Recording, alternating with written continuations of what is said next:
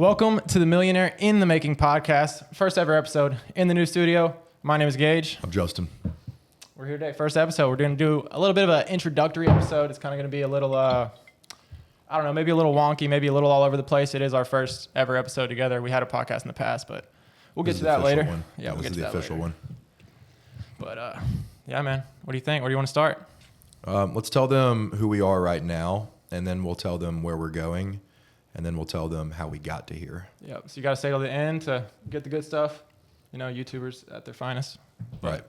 Yeah, man. I'm going to let you shoot the first question. Yeah. So where are you at now? What's kind of going on in your life? Give us a quick little rundown of like Justin Keanu. Let's just say past 6 months to now. Yeah.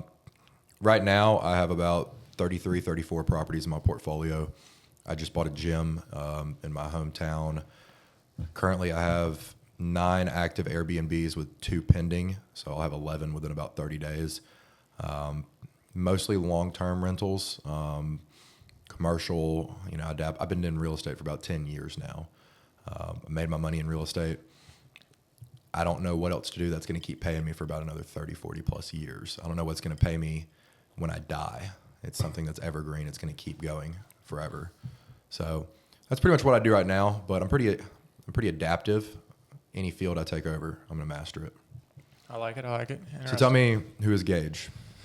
Gage, at the moment, he's still figuring out. He's a young 21-year-old, just hungry and, you know, really just wants to live a fulfilling life. So I'm kind of in a stage of trying out different things. I went through a lot of different businesses here in the past 6 months. Mm-hmm. I think I finally found one that clicked. I partnered up with a guy out in California, and we run a influencer, like UGC agency. UGC stands for user-generated content. So if a brand needs videos to promote their, let's just say Apple, they need to promote the MacBook. Mm-hmm. We go source creators and pay them a percentage of our budget to create videos in that sense. And that's the kind of business that I've been running with recently.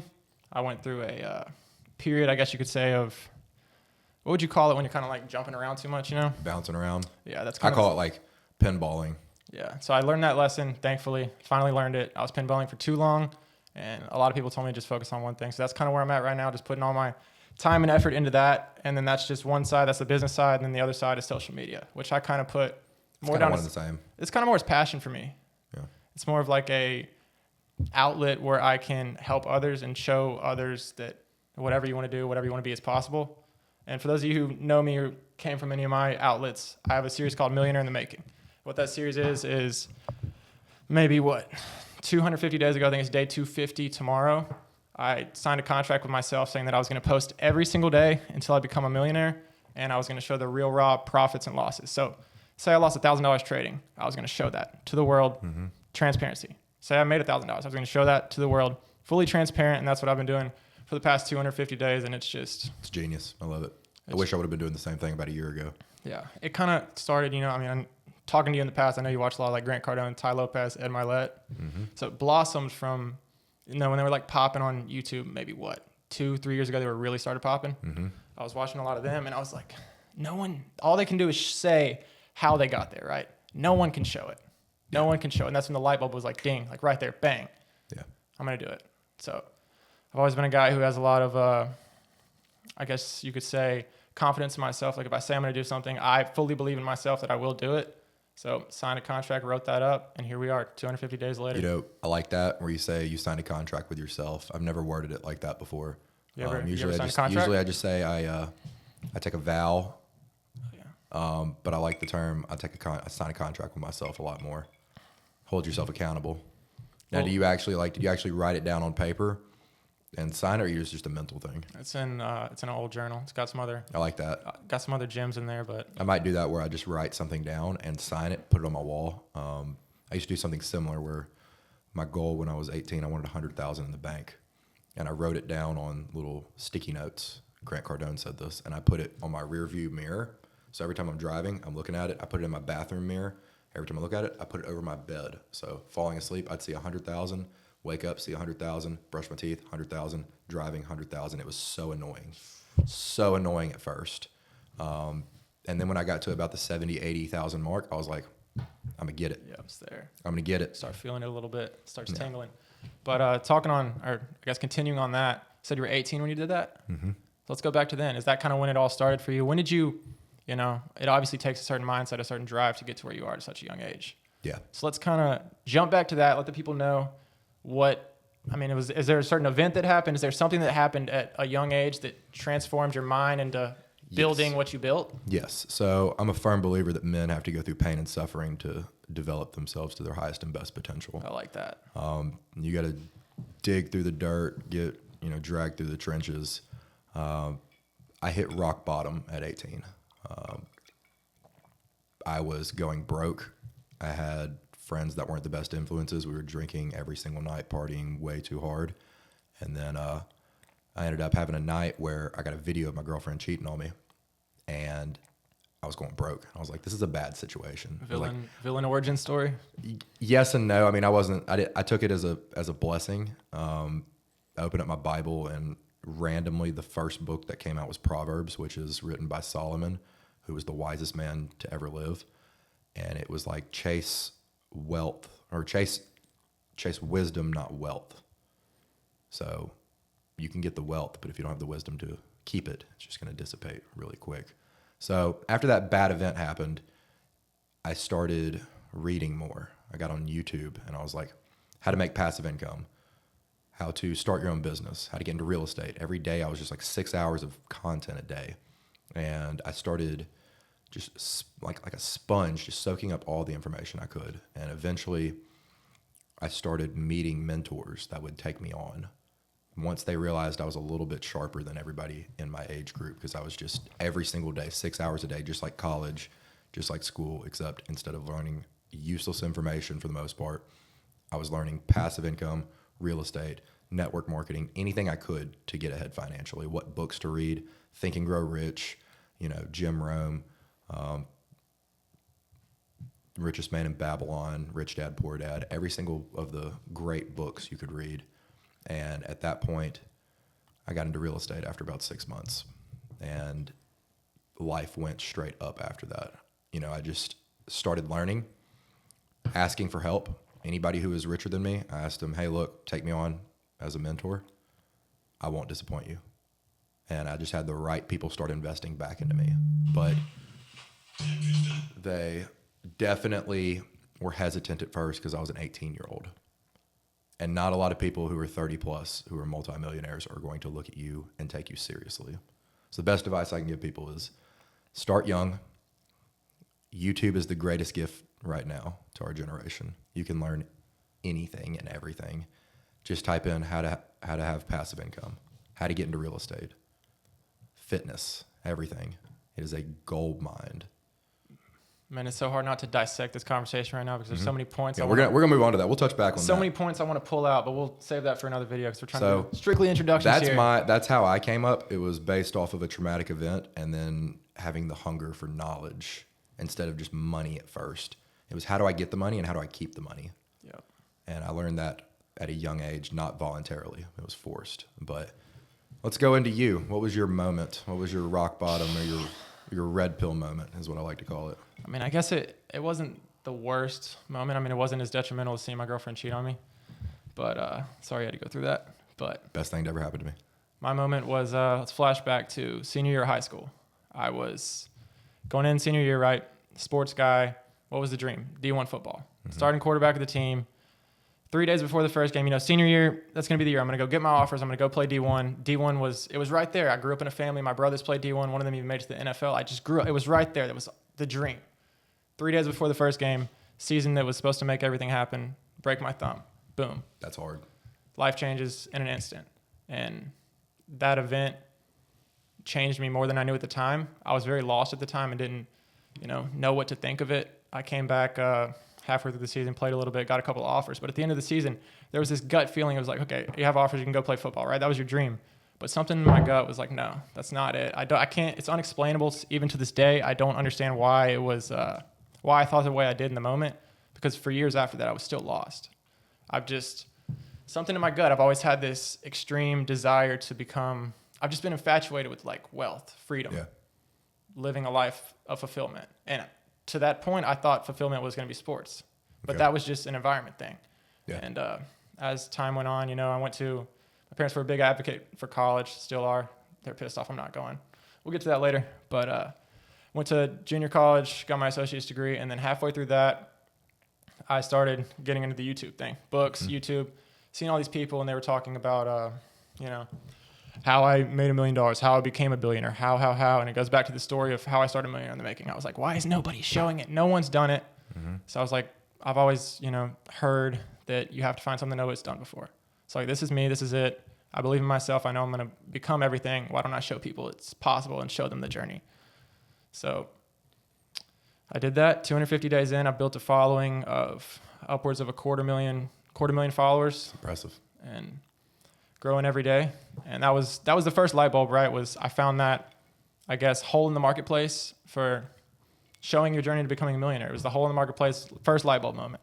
Second light bulb moment was fast forward 250 days, 200 days in probably, after I started gaining a pretty decent sized following. I was getting, I mean, anything you post online, right? People can reach out, DM you, all of that. I started getting a lot of DMs from kids I never even knew, or still don't know to this day. Like, hey man, you motivated me to do this. Because you show me this, I do this now. You changed my perspective on this. And I'm like, it didn't hit me for a while, but after hundreds of DMs just slapping me in the face, it was like, damn. You're making an impact. I'm making an impact. I'm actually changing lives. That's what it's really about. And that was money's cool, but having people say, I bought my first rental property because of you. I'm in the gym because of you. Yep. That was the second light bulb. And I guess you probably went through the same thing kind of? Yeah, I've had not as big of a following on social media, but I've had a very huge local following. I posted everything on Snapchat. Not the smartest. We got to get them off that. I was doing exactly what you were doing, showing my wins and losses, just on Snapchat to my pretty much everybody I knew growing up with. They loved it. If there was days where I've lost 50,000 on a trade, plus days where I've lost $250,000 on a trade, those are bad days. Can't even fathom that. It's not a good feeling. And I would always be upfront and honest to be like, okay, here's why I'm buying this property. Here's my mindset behind it. And here's what happens when something goes wrong. So everything from start to now, I've documented on Snapchat. And not the best, not the worst, but now we're going to get that on YouTube, TikTok. We'll get you out there. Yeah. Guys, take note of that. Document everything on something that has organic reach. TikTok, YouTube Shorts, Instagram Reels, organic reach. Justin was closed off. My biggest regret was not at 18 years old documenting starting out as a real estate agent and working my way up. I mean, I confidently would say I'd have 1 million plus followers. 100% easy. If I would have just stayed consistent. I started broke. Then I started with one property. I turned that into 2 properties. I turned that into then 12 properties with a 10-unit apartment complex. Then I bought a duplex. It was 14. Now I'm sitting at 30 plus properties just from small little consistent actions where it's like, at least have an hour of podcast a day that I'm listening to, get in the gym 4 times a week, eat healthy, have some activities with friends. Small things that I've done have just compounded and snowballed. Yeah, I like that. One rental property turns into 30 so much quicker than you would think. That's one of the things I've really come to, realize is a big deal is consistency. Like I was a big, YouTube guy, right? I was just, honestly, they call it mental masturbation, right? So you're just watching motivational content, but not really acting on it. Mm-hmm. Or you do it for a day, switch up, do something else. That's one thing.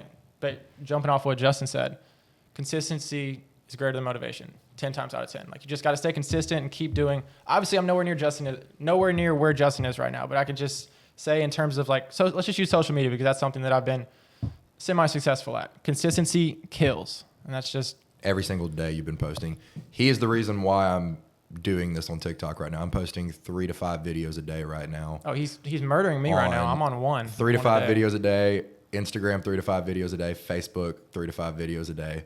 I am cranking out content, and I'm going to keep doing this for about a year. Keep knocking on the door. They got to let you in at some point. You're going to see me over and over again, whether you want to or not. You're going to block me, and then you're going to see me on Instagram the next day. That was something I did on Facebook to really get my come up. Not a lot of people were doing Facebook ads. So my thing was, once I got a client, I would send them a text or I'd send them an email, and there'd be a cookie on the link. So the moment they click on my link and go to my website, I'm following them for 6 months. They're getting hit with 1 Facebook ad a day minimum. Jeez. They're getting hit with a text message twice a week. They're getting hit with an email 3 times a week. They're getting a phone call from me at least once a month. This real estate free game, Real estate free game. Realtor free game. So you want to be like an octopus. You want to hit them from every angle. Okay, they would pull up their phone, they'd see me because they got a cookie on their phone. The moment they go to my website, they're getting like pretty much bombarded by ads. So, and it's not one thing. They're not getting touched by one source. It's like 8 sources at once. So they're like, dude, you're everywhere. You're killing it right now. And I'm just like, am I? Like, you're getting hit with automated text messages, automated emails. I will call you once a month, but I call my whole database. I was just taking over people's lives. And it was always ads that was like, it'd be like a dog with the ear like faced up. It would be like, if you hear anybody selling real estate, let me know. It was always ads that was like asking for a referral. So it was like selling without selling. It's crazy. A lot of psychology behind it. I remember those days when Facebook ads were juiced. I actually have a funny story. I mean, I never told anybody about this because I was kind of ashamed of it. But back in the day, I mean, probably around the same time you were doing it when Facebook ads were juiced, I was a young kid in high school. It was about the time drop shipping was popping off. Mm-hmm. And I started a drop shipping store. It was called Sandy Dunes. You can look it up. The website may still be up. I don't know. I just blocked that out of my mind. It was a women's bikini drop shipping store. I put money. $500 into Facebook ads, turned into $14,000 overnight. Mm-hmm. Facebook ads were that juiced back in the day. I'm a 17-year-old kid at the time. Yep. I have no idea what's going on. Nobody was doing it either. Nope. Big brands weren't taking over. Like this was like 2014 for me, 2015. And Zillow, which is the most popular real estate platform, ads for a real estate agent were like $50 plus a piece, like for each lead. And you would need like 100 of those. It's like $2,000 a month is what I was spending. And I only had like 10% of the market. I could get Facebook ads for $2 to $5. And I got their phone number. I got their email address, scrubbed from their Facebook. It used to be a lead form ad. Yeah. Directly. And then I'd follow them around after that. So the moment they click on my ad, they became sucked into my just world. Right into your own little matrix. Yes. Well, your story ended happy. Mine was I tried to contact my supplier and I couldn't find them or anybody selling them remotely the same stuff. So I lost out on like $14,000. Oh, man. It was like the biggest up and down in like 24 hours. Or it was like a week span. It was an emotional roller coaster. It was a week long span. Yeah, I was ashamed of that. So I mean, but it was an opportunity at the time. You tried. Yeah. That's all that matters. Should have stuck with it. Probably would have made the next one work. But hey, you live and you learn. Okay. So I think I asked you the last question. All right. So let me hit you with this. What are you looking to do? I mean, we kind of already touched on it, right? You're talking about social media. You want to push hard on there, but what are you looking to do in the future? Let's just say, what's your 10-year plan? Let's make it a little broader. Your 10-year plan. Social media or financially? Let's talk everything. Just jumble it into one. Your 10-year plan. Just hit your. So here's the weird part about that question is I had a 10-year plan when I was 18. I developed a 5-year and a 10-year plan, and I just hit that. My 10-year plan was I wanted 25 rental properties at the age of 25. Okay. And at the age of 28, I wanted myself to have my home that I always dreamed of, the life that I always dreamed of socially, and the life that I've always dreamed of financially. So we're right here in the house that I always dreamed of when I was 18, straight on the bay, 5 bedrooms. My other house in Foley's being remodeled right now. I've got both my dream homes. I got my dream car. I've got the most loving social circle I've ever had in my life. Like I'm surrounded by nothing but positivity, loving friends. I could call any of my friends right now at 3 o'clock in the morning and they would come get me on the side of the road. I call AAA first, but any one of my friends, my guy friends, if I was getting jumped by 10 people, it's no questions. They'd jump in. My female friends, anything I need, they got me. They're like my voice of reason. They know that when we go out, they're protected at all times. I'm huge on protecting your friends.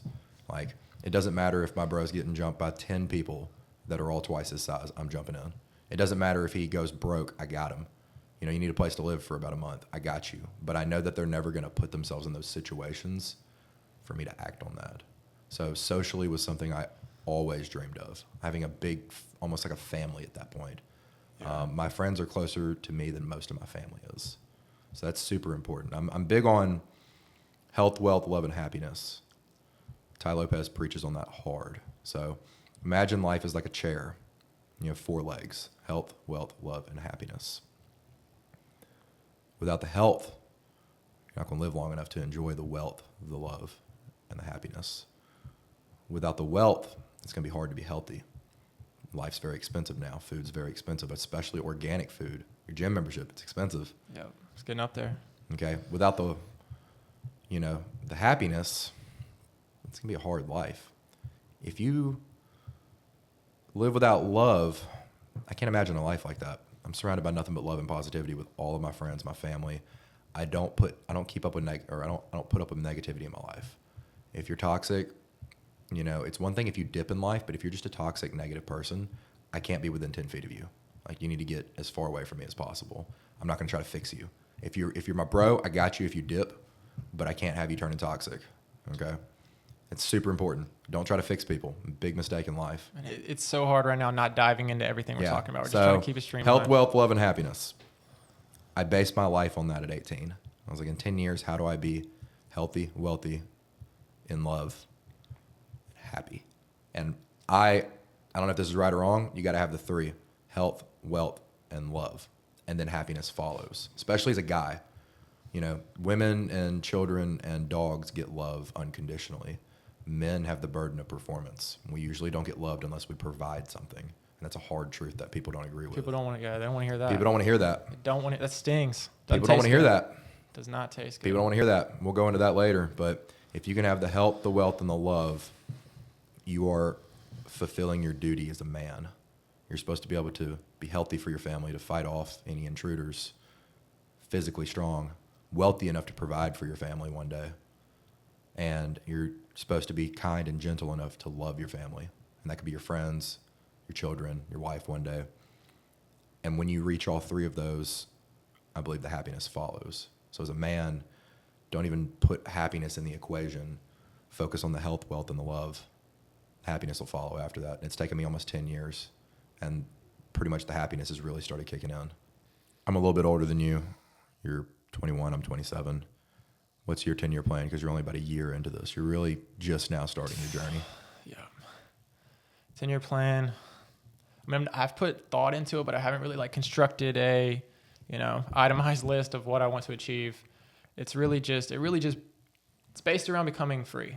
It's based around becoming financially free and just living a fulfilling life. As long as I'm happy, as long as I have an abundance of money to be free and do whatever I want to do and not be confined to, the societal norms of having to go to work, having to rely on somebody else. I just don't want to rely on anybody else. I just want to be free. And there's not a doubt in my mind that it takes me 10 years even. I think I can achieve that in less than 5. What's your definition of free? What is free to you? Is it $5K a month passive, $10K a month, $20K a month? What do you think your definition of free is? I think my definition of free will vary greatly throughout my lifetime. As I make more, I think my definition of free will keep going up. And I think I can ask you, is that true? Is that kind of how it goes? So life got comfortable for me when I started making passively about $75K a year. See, that's honestly mind-boggling because I would think it's way more than that to feel free. So everything after about $75K is ego. It's not going to make you that much more happy. Really? I can travel off $75K a year passively. As long as you're netting $75K. It's not gross, it's net. Okay, net. Well, playing into that, right? You're free. Like, just outside looking in, I would feel like you're free, or I would feel free if I was you because of the way you've set up your life, right? You don't have to go answer to a boss. You don't have to go answer to anybody. Never have. It's all you. That's the main part of freedom that I would value. I mean, 75K, 200K, what's the difference, right? Based off what you're saying. The boss is a big deal to me. At 75K, you can travel. Your house is pretty much paid for. You can drive a nice car. You can go out to eat whenever you want, pretty much. Now, when it becomes more happy is, arguably if you're the kind of person that says, I would be happier in a nicer car because I deserve it. That's one thing. If you just say, oh, I want a nicer car, I want a Lambo, and I'll be happy. If you don't think you deserve it, you're going to be miserable after about a month. You might get a little spike of endorphins, but it's not going to make you that much more happy. All right. Well, let me ask you this. At what point does it kind of transfer off of you? And it's like, the more you make, the more you can, help out your friends, the more you can provide for other people. That's where it gets in. So 75K was me. Now that I don't even know how much I'm making every year. I mean, last year it was over $1 million. So at that point, I could take my friends on vacations. I could take anybody I want out to eat and not have to worry about the bill. That definitely does add another level to happiness. But everything I do with money is a tool to help other people. It's not like when I buy these things, like a boat, a new house. When I built this house and remodeled it, it wasn't for me. Well, what's the point of having an empty house, right?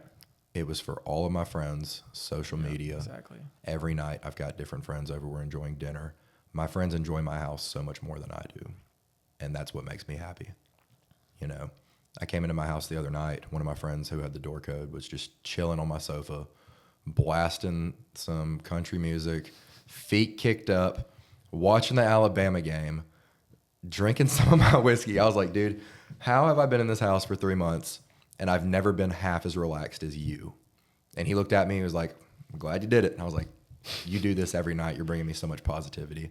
My friends do a podcast here every Monday. When I'm not here, they're all dancing in my living room, drinking wine, shooting their podcast.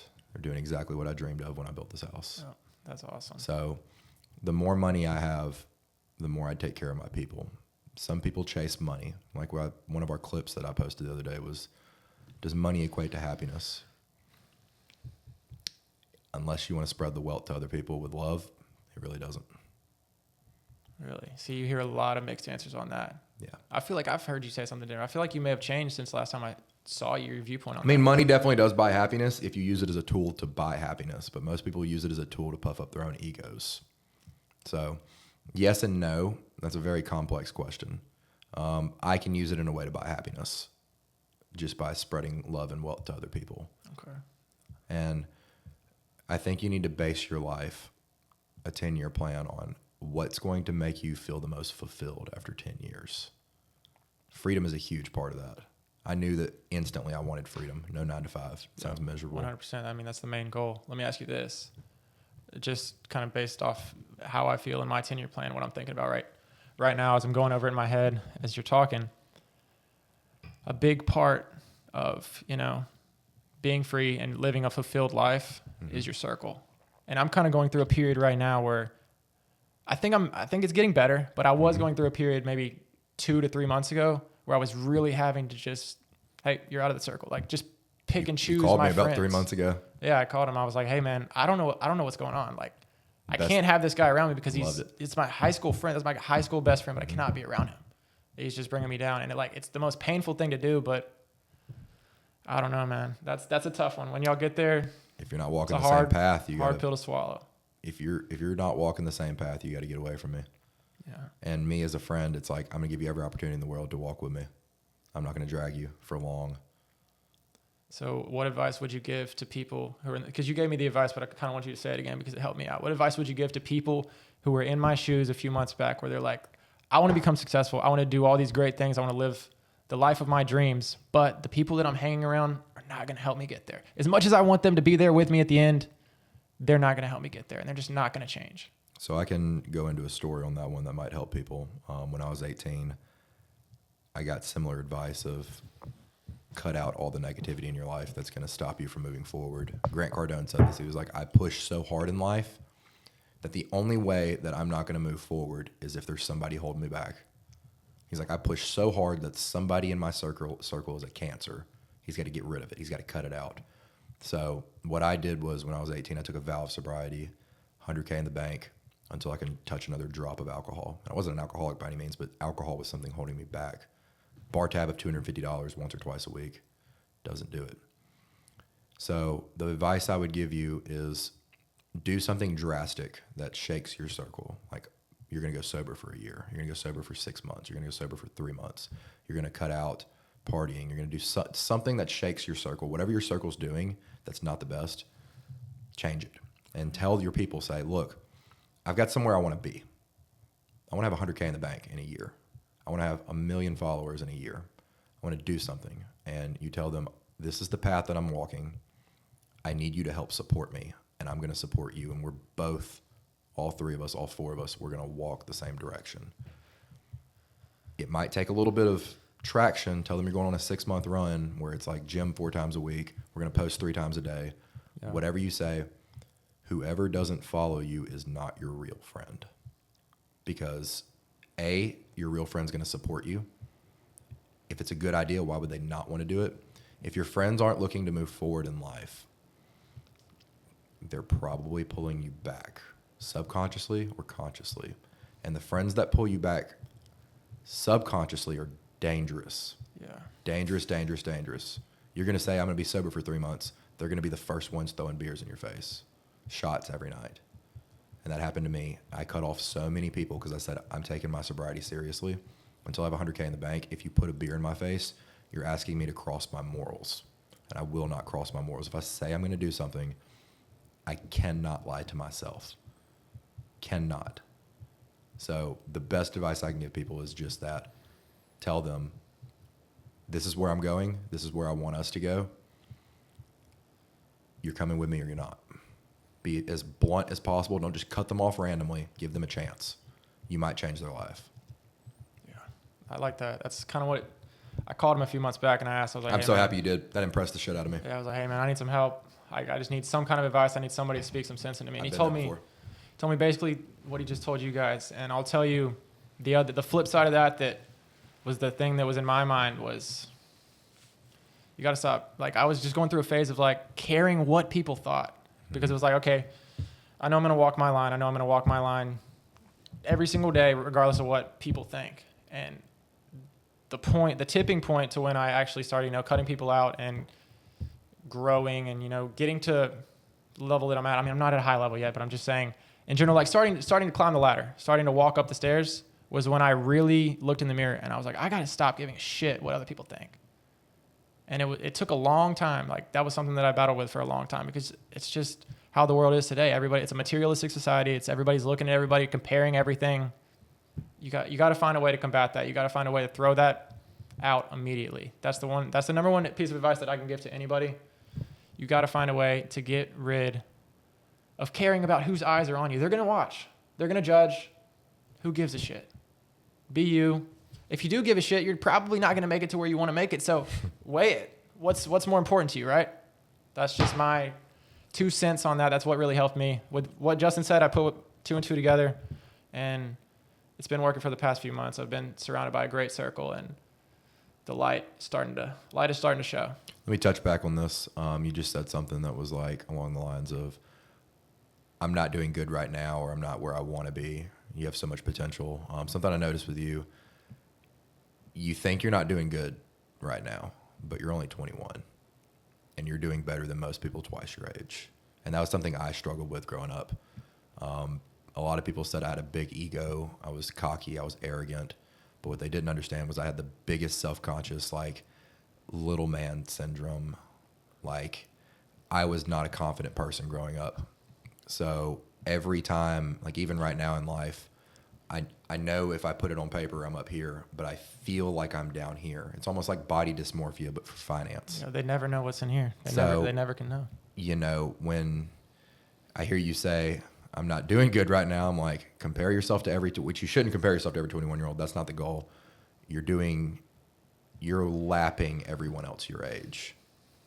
But you got a long way to go. Yeah. And I felt the exact same at 21. I was just like, when I compare myself to every other 21-year-old in my age range or my age group, my friends, my surroundings, I'm lapping people twice my age in all honesty.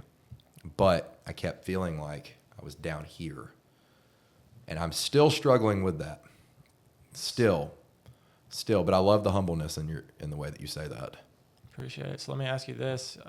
This is just a question coming from me. Hopefully it helps you guys out. But on your, journey to becoming who you were, at what point was there ever a point, maybe quarter of the way, halfway, all the way up, where you looked back and you're like, damn, it's working. Like, damn, I'm doing it. Like, where you were proud, like you look in the mirror, you're like, damn, I'm actually proud of myself. The moment where it was like, I kind of made it. Yeah, it took me 5 years. Real estate's a slow game, but it compounds so quick. And when you do start feeling it, the work you put in right now isn't going to pay you for 6 months minimum. The property you buy right now really isn't going to pay you for 3 to 5 years. So when you buy 10 plus properties, 12 plus properties in a year, it will really start hitting you in waves. 23 years old, I remember getting a paycheck from Remax. It was like, I think I made like $8,300 that month. I pulled out, it was like $10K of rental checks. And then after I paid my mortgages and expenses, I netted it was like $7,500, $8,000. And I was like, holy shit, my sideways money is just as much as my paycheck. Why the hell am I working 60, 80 hours a week at my day job, my career? Why am I not just buying more rentals? And that was the moment where I kind of sat back, kicked my feet up, and said, this is the change in my life that I deserve. I don't have to trade my time for money anymore. I don't have to work a day-to-day job. What age was 23. that? 23. Okay. But I started at 18 as a 5-year. That's why I told you, I think yesterday on the pier, you're not going to experience any of the real gains from all the stuff you're doing right now for another 3 years minimum. You're moving so much quicker than I was just in life, not financially, but just moving forward in life. Just because somebody's making more money doesn't mean they're doing better. You're moving so much quicker than I was at 21. So it'll be about 3 years for you. It took me 5 years to really start noticing it and for it to really hit me. For you, I think it's going to be 3 years. When you're 24, 22, actually, you've been doing it for a year. So when you're 23, you're going to kick back and say, thank you, past self. You're going to really be glad you're doing what you're doing right now.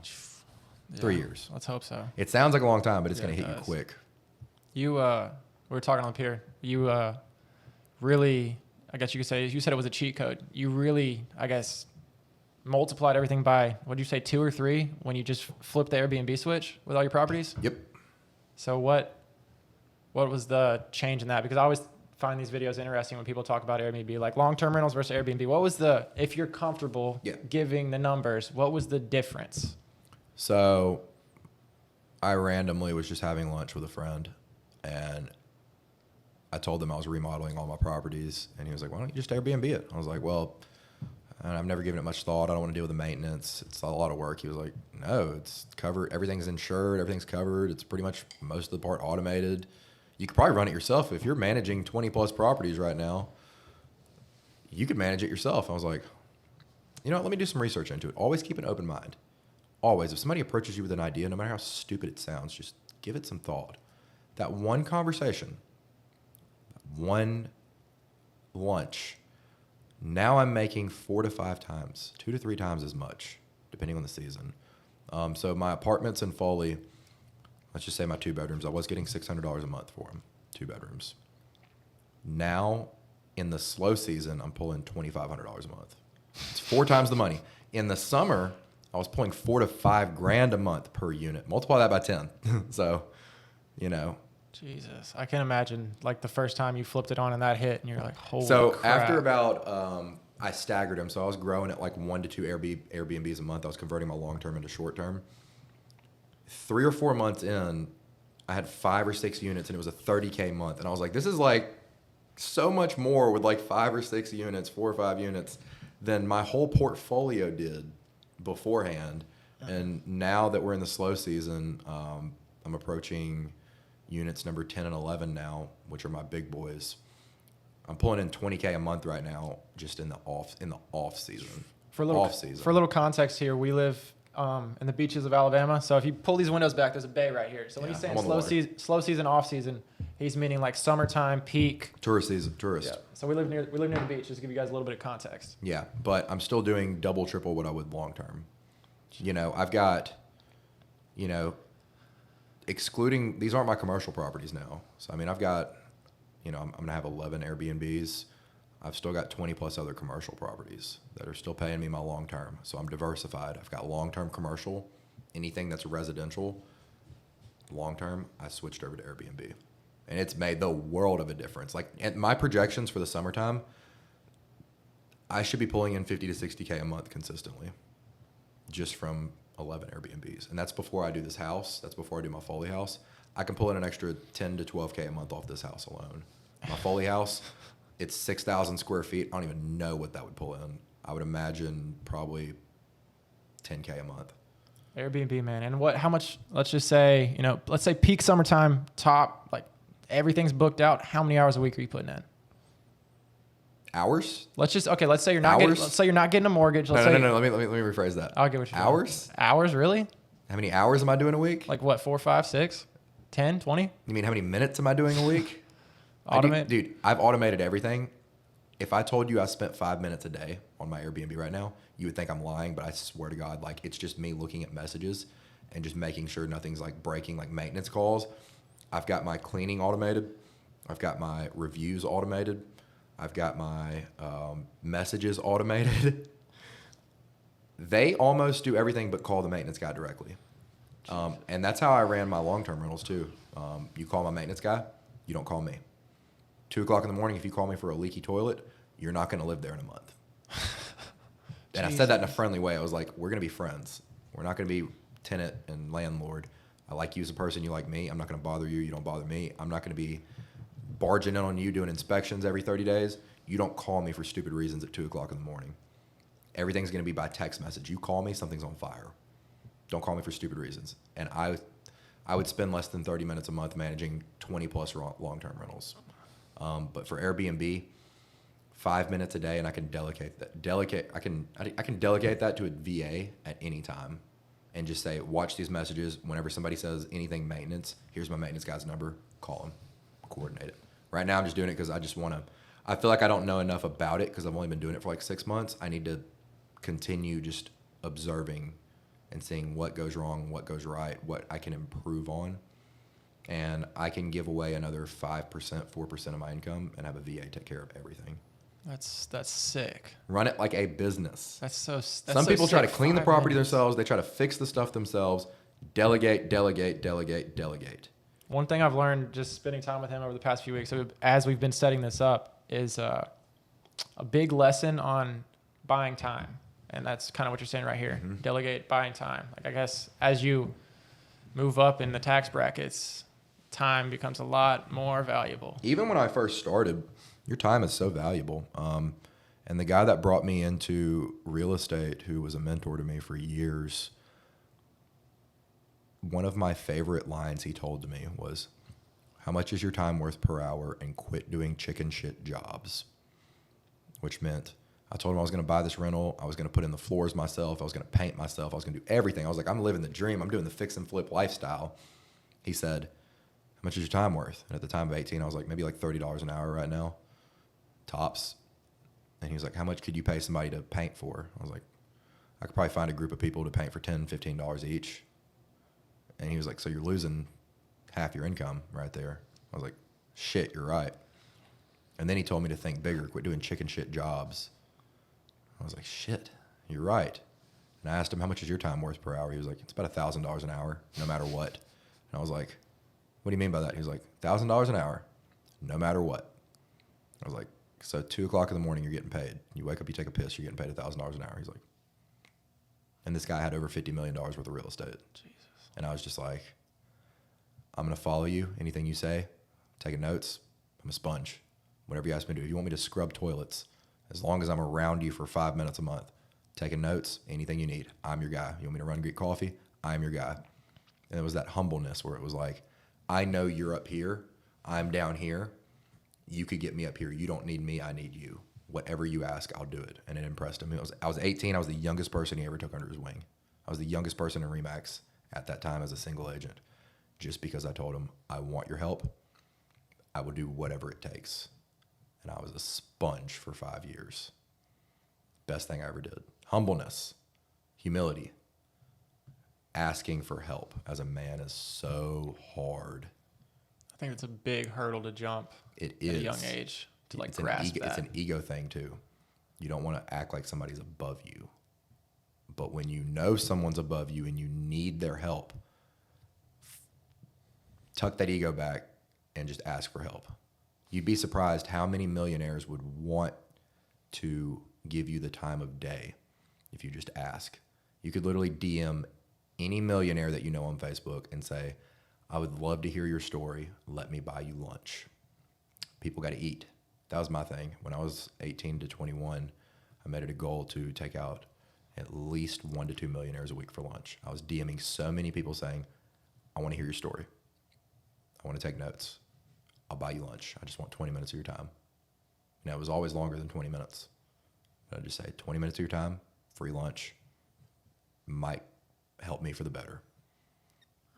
I rarely ever got turned down. And when I did get turned down, they would say, I'm busy this week. Call me next week. I think that was a big misconception with me is I thought, or I guess, going into that thing, and you told me to do that last time we had a podcast, and you're like, hey, go ask all these millionaires, get in front of them, talk to them, they'll see who you are, and they'll respect it and want to take you out, or want to, give you a little bit of their time. It's like I don't know, it's a big hurdle to think, because I'm like, these guys don't want anything to do with me. I'm just shit on the wall to them.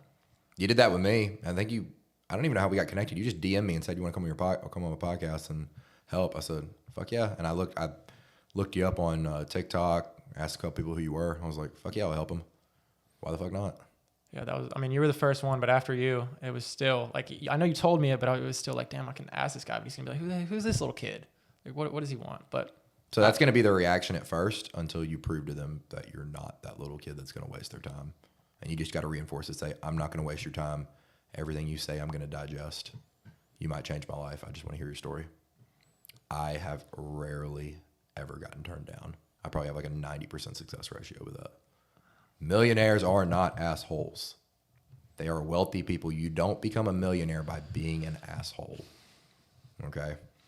A natural asshole. Then there's some mean millionaires, but you just need to speak their love language. Like whenever somebody is rich and they seem assertive, they're militant, they might have had they might have been in the Marines, something. You just got to speak their love language. If they're hard and assertive towards you, that means they're not going to waste your time. So the guy that brought me on, he was in the Marines. Everybody said he was mean as shit. He was cussing at me. He was screaming at me sometimes, but he did it with love. And I just had to learn to listen and just not get offended by the things that he was saying and how he was saying it, but what his message was behind it. And it was always trying to better me. It was always him trying to push me ahead in life. And he knew that I just needed a little bit of a push or a knock in the right direction. Made the world of a difference. I didn't cry. I didn't give up. I didn't say, oh, he's mean, run away. I said, okay, what did he say? Let me write it down. And let me apply that in my life. Have some thicker skin. I like that. I think a lot of people in in this day and age are a lot softer and don't really know how to react to that tough love kind of thing. Mm-hmm. I think this way society is kind of going, everybody can see it. Everybody watching this can see it, whether you want to swallow that pill or not, whether you like that or not. We're kind of curving to the softer side of things. Naturally, we are, because people don't have to hunt anymore for food. They don't have to fight. You just go to the grocery store, go to McDonald's for your food. All this tech's making everything easier. You don't have to. There's no reason to even walk anymore. Like, you can just get in your car, drive, have Uber Eats deliver you food. We live in a softer society right now, but that's what makes the people like me and you stand out.